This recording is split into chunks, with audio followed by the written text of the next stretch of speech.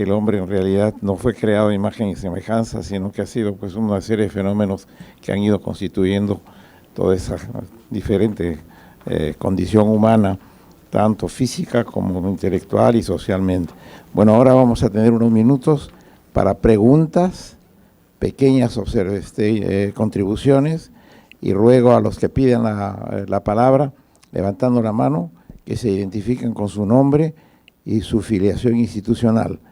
Así que vamos a dedicar unos cuantos minutos para tal efecto. Por favor, Bertita, a ver si al doctor le damos el micro para que haga algunas preguntas a los ponentes, alguna participación personal corta. Al doctor, por favor. Identificación. Sí. Buenas noches. Carlos Rojas, de UNICEF Perú. Primero, gracias al Instituto de la Academia de la Medicina por tener este espacio para poder escuchar, aprender, contribuir. Tengo una pregunta directa para Walter, amigo, colega. La llegada de la población venezolana en ese número y en proporciones, ¿verdad? Estamos hablando de que la proporción de la población de 18 a 29, digamos, la joven, esa contribuye mayormente al bono demográfico, es decir, esa situación en la cual la cantidad de gente que trabaja, que consume, que produce, efectivamente es mayor que aquella que no lo hace, y en consecuencia es el denominado bono para la productividad del país. En el caso de la migración venezolana llega en un 40%, y en la población peruana es la mitad, 20%. Si uno va haciendo cifras, sumas, restas, multiplicaciones, estamos hablando de una inyección de bono demográfico directa a la vena, lo cual hace que tenga ya una situación que tiene en este momento privilegiada de bono demográfico, una situación que crece, que es mejor aún. ¿Cómo miramos ese punto de estar mejor con la otra óptica, que significa servicios de salud, salud mental, salud reproductiva, pensando en ese momento de la vida y en esa carga?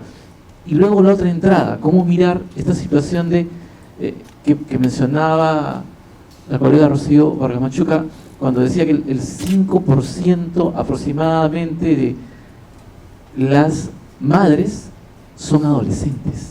En el caso peruano hablamos de un 13 duro, ¿verdad? Que no se mueve, tiene ya ahí 3 quinquenios que no se mueve, está duro, difícil de poder bajar, y estamos ingresando un porcentaje menor, pero al fin y al cabo es una población que forma parte del país, pero que tiene una característica entonces de ese momento de fertilidad, de natalidad y demografía diferenciados, ¿no? ¿Cómo mirarlos para los retos en el caso peruano, ¿no? Después va a ser la contestación. Vamos a recibir primero las preguntas, intervenciones, y enseguida después el panel va a contestar. Por favor, con el doctor, a ver si se le da el micro.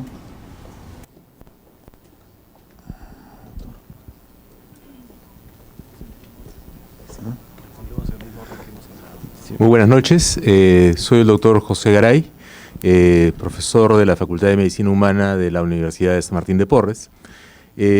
Yo soy máster en investigación del sistema de salud formado en la Universidad Libre de Bruselas, en Bélgica, y me llamó la atención algo que dijo doctor Mendoza y quería un poquito profundizar sobre su reflexión, o que pudiera profundizar sobre su reflexión. Yo considero que el sistema de salud peruano es un sistema que requiere una reforma y una transformación.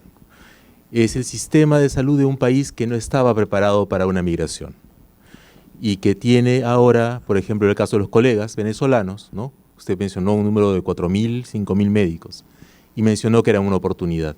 ¿En qué medida lo son realmente? ¿No? Esa es mi pregunta. Creo que había pedido la palabra ahí, por favor. Este joven que está aquí primero.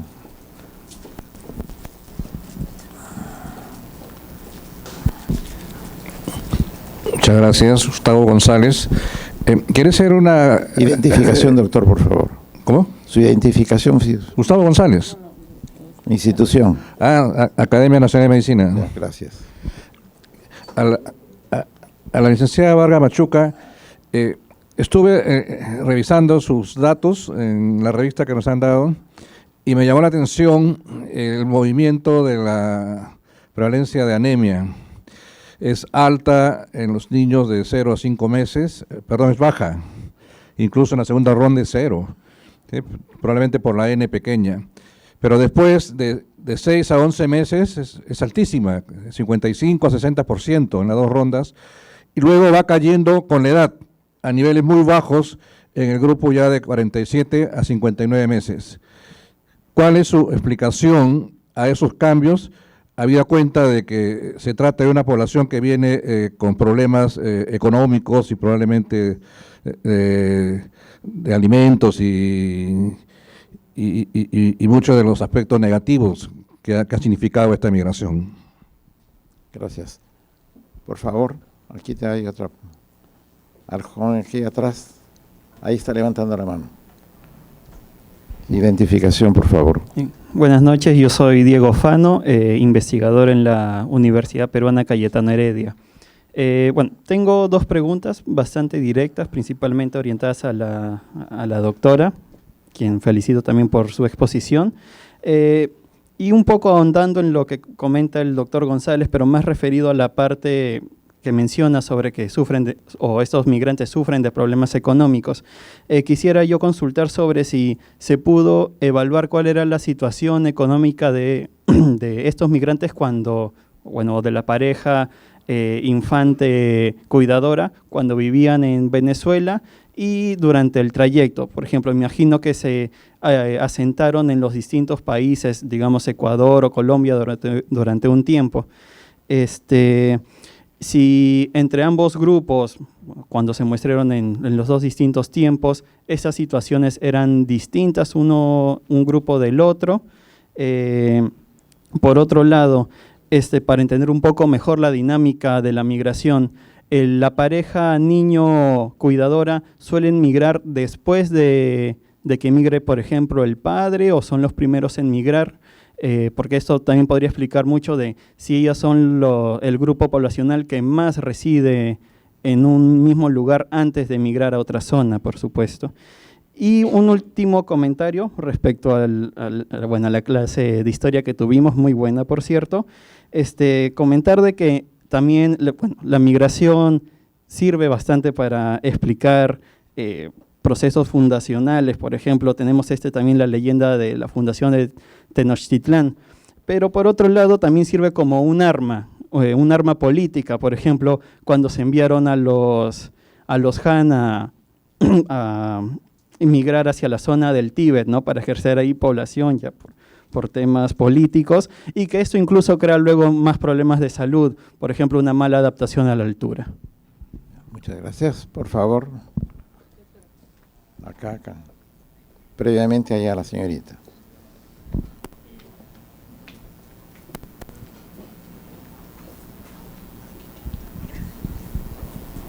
Buenas noches, mi nombre es Keila Pérez, yo soy estudiante de posgrado de la Universidad Nacional Mayor de San Marcos. Quien les habla puede dar aporte vivencial, puede dar aporte por tener doble nacionalidad y puede dar aporte porque sencillamente está haciendo un estudio actual para apoyar también a su otro país. ¿Okay? Ya yo conocía el concepto de lo que es migración forzada porque en marzo del año en curso la señorita Cecilia Bloy, investigadora de la Pontificia Universidad Católica del Perú, hizo y publicó un libro llamado Después de la llegada, realidades de los venezolanos. En ese libro ella certifica algunos factores que están tomando en consideración para los estudios de lo que está ocurriendo en el proceso o el fenómeno que ella denomina migración forzada. Okay. Para el momento se está viviendo muchos factores de riesgos y uno de ellos a considerar es el factor psicosocial, más siendo puntual el factor de lo que es el hacinamiento. Están tomando, esta pregunta va para el doctor Walter Mendoza, si está existiendo en consideración a un plan de acción para lo que es el hacinamiento de los venezolanos que están viviendo actualmente en Perú. Llámese los que han hecho la llegada desde el 2018 en adelante. ¿Ok? Eso es. Y la otra pregunta estaría para lo que es la señorita Rocío, María Rocío. En mi país, porque soy venezolana y soy peruana, y estoy aportando a Perú y ante todo yo soy agradecida y por eso muchas gracias por la oportunidad. Mi país se viven reactivaciones de virus que quizás en un momento dado ya estaban erradicados.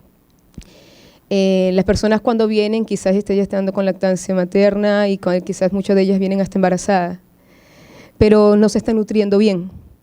Las raciones de comidas principales de 3 están disminuyendo hacia 2 porque esa es la realidad de mi país.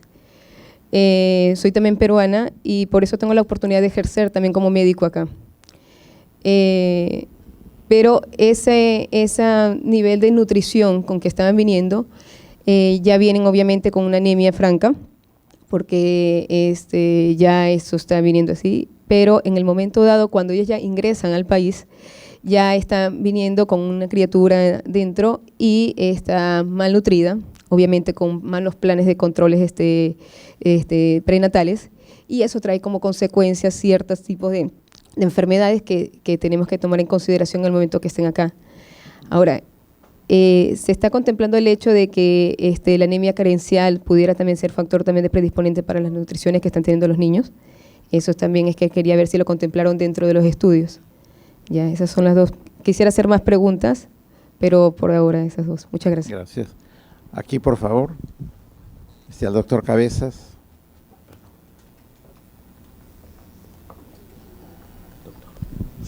Sí, en primer lugar, felicitar a los ponentes por sus brillantes exposiciones. Identificación, doctor. Identificación. Sí, bueno, soy César Cabezas del INS y San Marcos, y bueno, también de la revista de Medicina Experimental. Lo que quería mencionar es de que Walter, en la introducción del simposio, dice que la migración venezolana es producto de la crisis política, económica y social, ¿no? Lo cual, y así empieza, y creo que es una gran verdad. Y creo que es un problema de toda Latinoamérica, y el común denominador es la inequidad. Lo que está pasando en Chile actualmente, por ejemplo, es una manifestación de eso, y en Perú ahorita, hace poco Piñera decía que era un oasis. Ahorita nosotros somos el oasis, pero ese oasis puede ser muy transitorio, ¿no? Entonces han habido esfuerzos, como por ejemplo la UNASUR en década anterior, que sí, pienso que ha sido un esfuerzo interesante por ver problemas comunes en Latinoamérica y también, ¿por qué no incluir a Centroamérica? Entonces, como decía el doctor Cornejo Villós, ¿cuál es la solucionática para el mediano y largo plazo de este problema? Porque si solo vemos, está bien ver el problema actual, pero ¿cómo nos proyectamos para que el futuro haya una solución que sea más sostenible, ¿no? Y el doctor de la San Martín mencionó de las reformas de salud, por ejemplo, pero también ahí hay que considerar las determinantes sociales y las determinantes políticas de las reformas, porque muchas reformas se han hecho de salud, pero que han sido digitadas de otros lados que no hemos sido nosotros los que hemos dicho por dónde ir.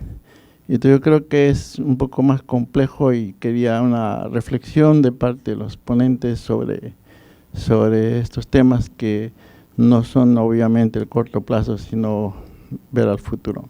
Muchas gracias, doctor Cabezas. Por último, había una solicitud.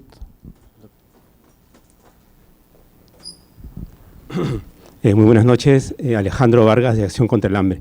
Felicitaciones a los expositores. Quería hacer una primera consulta al doctor Mendoza. Está referida a que sí, efectivamente, los procesos migratorios tienen efectos positivos en los territorios y naturalmente, como también se indicó, toda esta masa de personas que han venido al país, que también han dinamizado la economía que tenemos. Somos el segundo país que ha crecido económicamente en los últimos reportes y quería consultarle si tiene alguna cifra de cómo este proceso migratorio ha impactado positivamente en este crecimiento económico último que hemos tenido. Ya, muchas gracias. En segunda instancia quería hacer algunas preguntas también a Rocío referidos a los índices de desnutrición aguda. Y quería saber si es que se pudo encontrar alguna relación entre los niveles de desnutrición aguda con los porcentajes de migrante, con la duración, ¿no?, que tuvieron muchos migrantes en llegar hasta el Perú. Se hablaba de que entre el 8 y 17% tomaron entre un mes a más para llegar a Perú. Entonces quería saber si hay alguna relación entre esa duración y la aparición de la desnutrición aguda. Lo otro que veía es que entre el bloque 1 y la ronda 1 y la ronda 2, en la cual había un intervalo de 7 meses, se observa que las morbilidades bajaron en general, ¿no? Las morbilidades que se evaluaron fueron mucho menores en la segunda ronda, a pesar de que teóricamente suponíamos la hipótesis de que la situación económica, social también en Venezuela empeoraba, ¿no? Y por último, cuando vemos las tendencias en anemia y desnutrición crónica en el país, vemos sí que en anemia, por grupos etarios, a medida que los niños se incrementan en edad, la anemia baja, que es la misma tendencia que se encuentra en estos datos de acá. Sin embargo, en aguda, en crónica, la tendencia es al revés, ¿no? Mientras los niños aumentan en el grupo etario, van subiendo los niveles de crónica. Pero en estos datos de crónica, en esta población infantil, son homogéneas. O sea, no hay esa tendencia que encontramos acá. ¿Hay alguna explicación para eso? Gracias. Ahora, por favor, haciendo un gran esfuerzo de síntesis, voy a dar la palabra a los panelistas. En primer lugar, al doctor Walter Mendoza, que conteste las preguntas que correspondan. Muchas gracias por las preguntas. Empezando en orden como han sido planteadas, espero no omitir algunas por razón de tiempo. El bono demográfico. Efectivamente, la definición que ha dado Carlos es una de las definiciones canónicas, pero en realidad no es la única definición de bono demográfico. Hay otras. Por ejemplo, que es bono o hay bono demográfico si, solo si el país ha invertido en su juventud y adolescencia. Mientras cae la fecundidad, el país todavía no envejece, o el peso de la población adulta mayor no es tan grande y la población de trabajar es mayor. O sea, hay una definición, digamos, puramente demográfica en términos de relación, de estructura de edades, pero la más importante es esta de qué hacer con, o cómo invertir en adolescencia y juventud. Y ciertamente llega una gran cantidad de jóvenes venezolanos, muchos de ellos calificados, la inversión que hay obviamente de todos los estratos, las primeras horneadas que llegan, oleadas de población que llegan son más calificadas, con más recursos, con más relaciones sociales, pero que sea bono o no, finalmente depende de cuánto los asimilemos. Y ahí tenemos qué hacer con el talento que llega. ¿Qué pasaba si hace algunos años se anulaba el DACA en Estados Unidos? Necesita más o menos 600, 700 mil adolescentes y jóvenes, hijos de latinoamericanos que han emigrado a los Estados Unidos en los años 90, con las mejores calificaciones, 5.000 de los cuales tienen doctorado, maestría y son peruanos. ¿Qué hace el Perú con ese talento?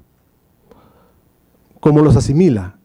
Siendo hijos ellos de peruanos, nietos de peruanos, sobrinos de peruanos. Entonces la cuestión de fondo es qué capacidad de asimilación tiene el sistema de producción peruano. Y en el caso específico de salud, las estimaciones que le decía doctor Garay vienen de la encuesta.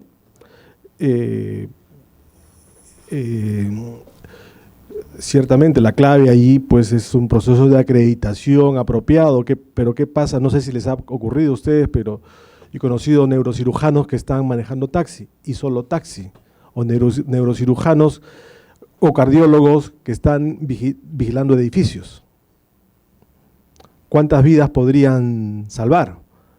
Pero o no tienen los recursos o la orientación, pero sobre todo el país, creo, no le presta suficiente atención a la capacidad y el talento que llega.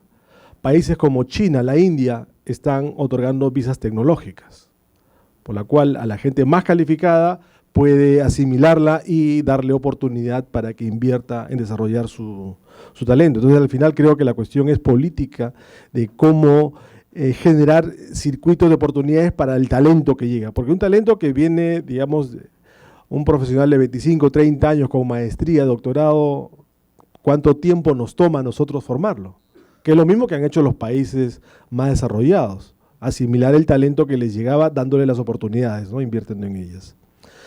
Entonces creo que la clave está, como decía en mi intervención, en cómo el Colegio Médico, el Ministerio de Salud crea posibilidades de, bajo los criterios y regulaciones establecidas, genera las posibilidades de que estos profesionales, como digo, se han ido del Perú 13.000 médicos en los últimos casi 30 años, 40.000 profesionales de la salud.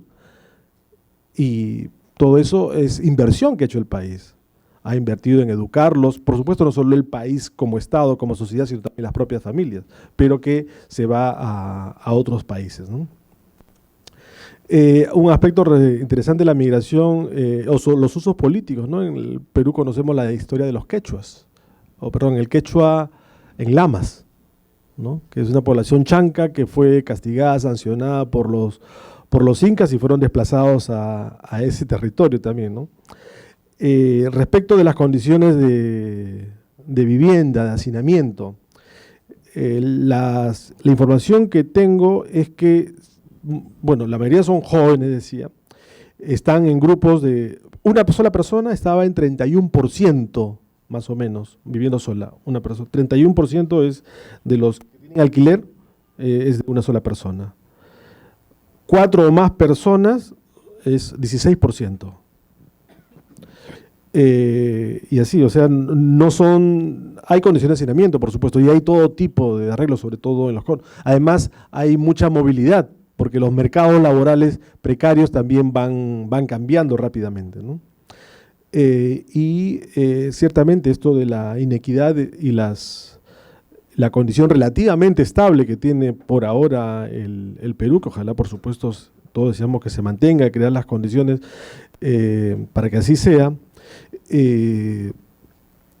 Creo que requiere también de recuperar algunos valores. No olvidemos que la experiencia migratoria, yo decía también aquí, todos tenemos algún familiar, o nosotros mismos somos migrantes, hijos, sobrinos, ahijados de migrantes.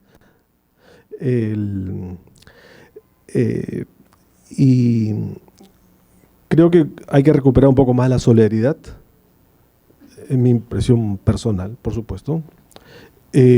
Cuando uno no quiere ser solidario, aplica el reglamento, ¿no? Y se muestra indiferente. El reglamento da para todo. Por supuesto, también hay que hacer un buen uso de ese reglamento. Pero la solidaridad, creo, y en tiempos de redes sociales, en las que actualmente, tales como las tenemos, que no habían hace 5, hace 10 años, el cuidado que hay que tener con la difusión de ciertos mensajes. No olvidar que nosotros hemos estado en condiciones similares hasta hace pocos años. Estos 40.000 profesionales de la salud que se fueron, muchos de ellos se fueron a hacer taxi en algunos años. Muchos, por supuesto, luego se instalaron adecuadamente y feliz bien por ellos y por el país y por sus familias. Pero creo que la experiencia de solidaridad tiene que ser más recuperada y sobre todo para hacer una convivencia mucho más pacífica y útil a la sociedad, ¿no? Muy bien, muchas gracias, doctor. Doctora María Rocío Vargas Machuca. Gracias. Voy a empezar por las preguntas de anemia relacionadas a anemia.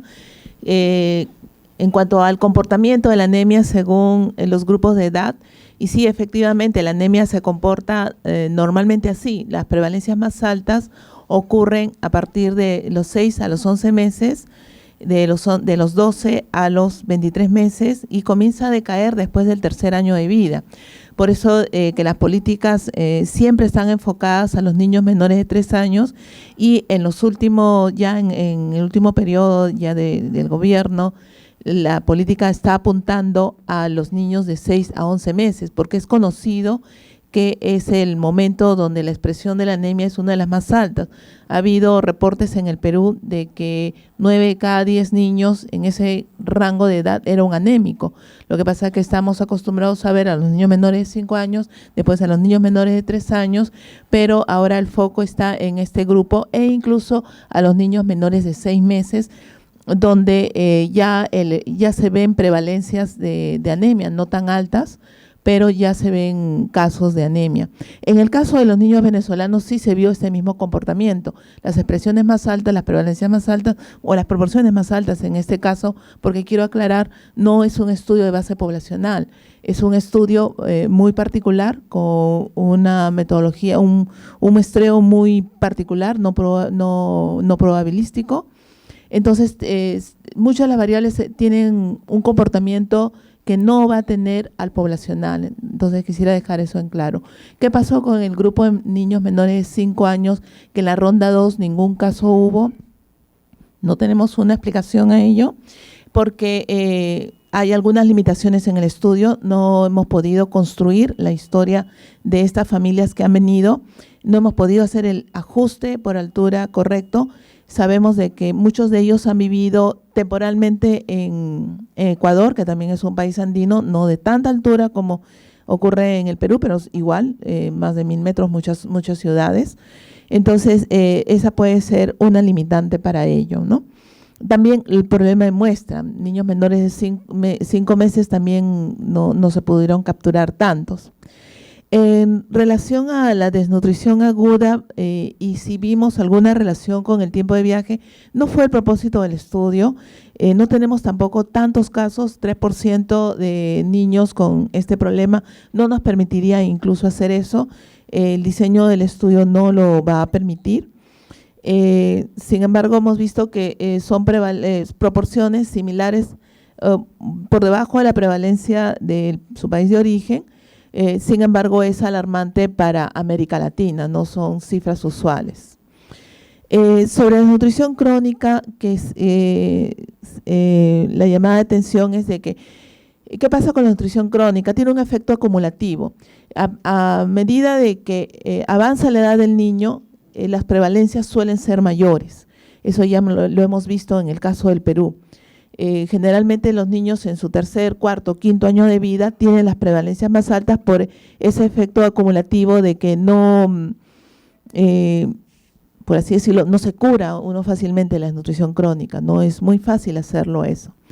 Sí hemos visto el análisis con la estructura de edad que la desnutrición crónica no tiene un comportamiento así, no tenemos una respuesta para ello, principalmente por el diseño del estudio, pero también podemos suponer de que si en el 2017 ocurrió la gran migración venezolana hacia toda América Latina, hacia diferentes partes del mundo, es porque sus condiciones se agravaron.